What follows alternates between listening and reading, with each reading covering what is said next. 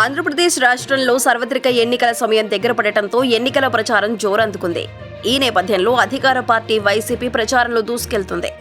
ఆ పార్టీ అధినేత ఆదేశానుసారం పార్టీ శ్రేణులు సైతం ప్రచారంలో దూసుకెళ్తున్నారు. సీఎం జగన్ ఇప్పటికే సిద్ధం సభలు, మేమంతా సిద్ధం పేరుతో చేపట్టిన బస్ యాత్రలతో సక్సెస్ అయ్యారు. తాజాగా మరో కార్యక్రమానికి శ్రీకారం చుట్టారు. జనంలోకి చొచ్చుకుపోయేలా ఈ కార్యక్రమం చేపట్టనున్నట్లు తెలుస్తోంది. వైసీపీ చేపట్టిన కొత్త కార్యక్రమమే జగన్ కోసం సిద్ధం.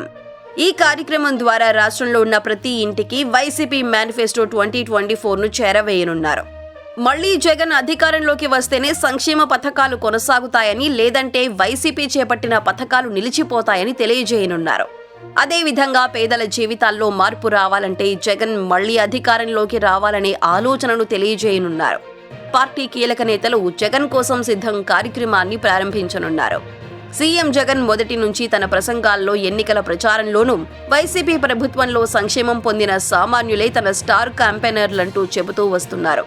ఇప్పుడు జగన్ కోసం సిద్ధం కార్యక్రమంలో ఆ సామాన్యులను భాగం చేసేలా ఈ కార్యక్రమాన్ని చేపట్టారు. గతంలో వైసీపీ విడుదల చేసిన మేనిఫెస్టోను దాదాపుగా పూర్తి స్థాయిలో అమలు చేసింది.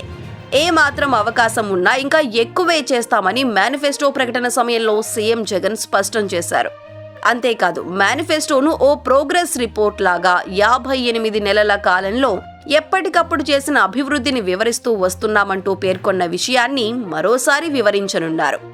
ఈ హామీలని జనాల్లోకి బలంగా తీసుకువెళ్లాలని, తద్వారా మరోసారి ప్రజల ఆదరణ చూరగొనాలని వైసీపీ భావిస్తోంది.